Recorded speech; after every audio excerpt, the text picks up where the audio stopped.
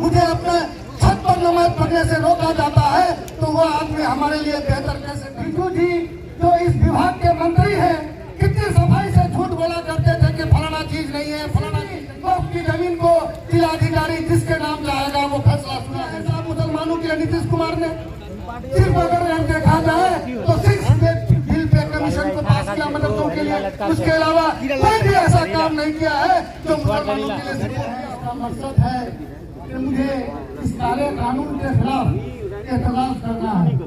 इसी सिलसिले में क्या मौजूद रुकन असेंबली जनाब अख्तर इमरान साहब, जिला परिषद प्रतिनिधि फैयाज साहब, वसीकुर रहमान साहब, हसनैन साहब, मुफ्ती जसीम साहब, मौलाना गुलाम मरसद साहब, गुलाम शर्मा साहब और जितने भी जनप्रतिनिधिगण यहाँ मौजूद हैं, मैं सबका तहे दिल से शुक्रिया अदा करता हूँ कि आप यहाँ इस जलसे को कामयाब करने के लिए, इस एहतजाजी जुलूस को कामयाब करने के लिए इस तपती हुई धूप में यहाँ मौजूद हैं। इसके लिए आपका बहुत बहुत शुक्रिया कि आप सब यहाँ तपती हुई धूप में यहाँ पहुँचे।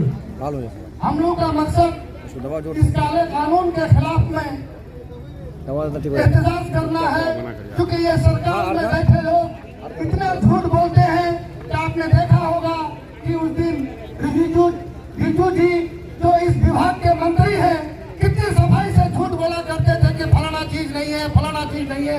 जब हमारे एक्सपर्ट ने इसका स्टडी किया तो देखा कि वो सारे चीज मौजूद हैं जो हूबहू जो बिल को पहले लाया गया था उसी बिल को रिपीट कर दिया गया, जबकि जेपीसी में कुछ तरमीम किए गए थे लेकिन उन तरमीमों को भी लागू नहीं किया गया। यानी जैसे के तैसा, यानी ये सरकार सिर्फ अपने मित्रों के लिए, अदानी अंबानी के लिए काम कर रही है। आपने देखा होगा पिछले जब से ये सरकार आई है आज अपने दोस्तों को अमीर से अमीर तरीन बनाने के लिए काम कर रही है। आपको मालूम होगा कि बम्बई का इंटेरिया हाउस मुकेश अंबानी का जो है वो भी वक्त की जमीन पर है, उस पर भी मुकदमा चल रहा है और वो सुप्रीम कोर्ट में वो मुकदमा लंबित है अब तक। तो ऐसी ही प्रॉपर्टियों को अपने दोस्तों के नाम करने के लिए ये सरकार कोशिश कर रही है। ये बिल, ये कानून बनाया है क्योंकि इसमें जिलाधिकारी को बेख्तियार पावर दे दिया गया है कि जिला पदाधिकारी क्योंकि वो सरकार का प्रतिनिधि होता है और वो सरकार की ही सुनेगा। किसी भी वक्त की जमीन को जिलाधिकारी जिसके नाम जाएगा वो फैसला सुना देगा। पहले यह बात नहीं था, पहले इसका देखरेख ट्रिब्यूनल करता था जो वोट की तरफ से या सरकार की तरफ से बहाल ट्रिब्यूनल इसका देखरेख करता था, वो भी सरकार का ही आदमी होता था। लेकिन सरकार को अपने ही लोगों पर भरोसा नहीं। आप सोचिए कि जो सरकार 15 मिनट 10 से 15 मिनट हमें अलविदा जुमा पढ़ने के लिए या ईद की नमाज पढ़ने के लिए अगर रोड का इस्तेमाल करना पड़ता है तो इसमें उनको नागवार गुजरता है। मुझे अपने छत पर नमाज पढ़ने से रोका जाता है तो वो आदमी हमारे लिए बेहतर कैसे कर सकता है, कैसे बेहतर दिला सकता है। तो ये सोचने की जरूरत है। ये सरकार झूठ पर झूठ बोलती है। आपने देखा पिछले दिनों हमारे बिहार की सरकार ने ये बताया कि हमें CAE और NRC लागू होने नहीं देंगे।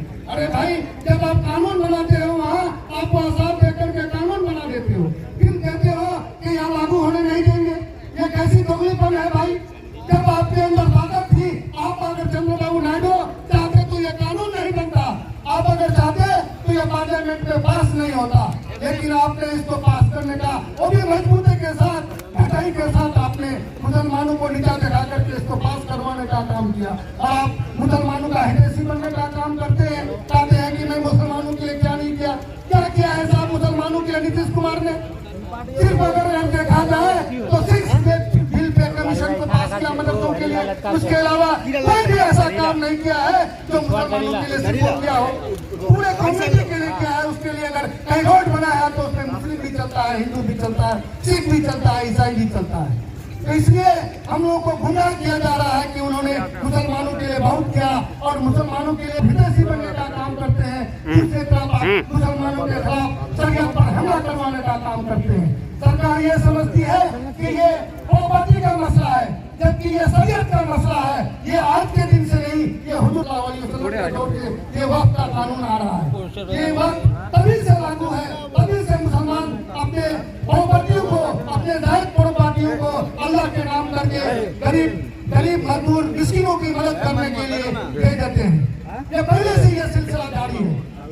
आपको मालूम ही होगा कि जब से ये इस्लाम आया दुनिया में तब से ये वक्त का कानून है। लेकिन पिछले दिनों आपने देखा होगा पार्लियामेंट में बिजू जी ने क्या कहा कि कांग्रेस की सरकार ने पूरे दिल्ली की प्रॉपर्टी को वक्त के वक्त को ले लिया। अरे भाई पूरी दिल्ली वक्त की थी, पूरी दिल्ली जो भी आज प्रॉपर्टी है पूरी दिल्ली वक्त की थी। हम लोग इसके लिए लड़ाई लड़ेंगे। क्या कानून बन चुका है, सारे लोग तफसीली बात बता चुके हैं। हम लोग चाह रहे हैं कि ये कानून वापिस हो, जिस तरह किसान कानून वापिस हुआ, या नहीं तो हम लोग सुप्रीम कोर्ट गए हुए हैं। हमारे बहुत सारे दोस्त, हमारे बहुत सारे लीडर सुप्रीम कोर्ट भी गए हैं, क्योंकि सुप्रीम कोर्ट को भी ये इख्तियार हासिल है कि वो देश के हालात के हिसाब से कानून को वापिस ले सकता है, वापिस करा सकता है, या कानून को रद्द मुस्तरद कर सकता है। आपने देखा होगा पिछले दिनों एक ट्रिलियन का मसला आया था, तो सरकार ने काले पैसों को सफेद करने के लिए एक कानून लेके आया। उस कानून को हमारे सुप्रीम कोर्ट में रद्द करने का काम किया। तो हम लोग चाहते हैं कि हम लोग का जो इस तरह का एहतजाज होगा, इस तरह का जो प्रोटेस्ट होगा, इससे ही हमें सुप्रीम कोर्ट को भी बल मिलेगा कि नहीं, अगर हालात हम लोग इस कानून को रद्द नहीं किए तो देश का हालात बिगड़ सकता है, देश की हालात खराब हो सकती है। तो हम लोग को दबाव बढ़ाने की जरूरत है, हमें जिंदा होने की जरूरत है, हमें जागने की जरूरत है। तो आगामी 20 तारीख को हम लोग का बहुत बड़ा जलसा किशनगंज में होना है। हम लोग चाह रहे हैं कि कसीर तादाद में, लाखों की तादाद में वहाँ हम लोग पहुँचे और इस जलसे को कामयाब बनाए और इस एहतजाज को कामयाब बनाए। और भी बढ़ने के लिए बहुत साथी है, वक्त की भी कमी है। हम चाहते हैं कि आपका फिर मैं शुक्रिया अदा करते हुए किशनगंज आने की दावत देता हूँ। शुक्रिया।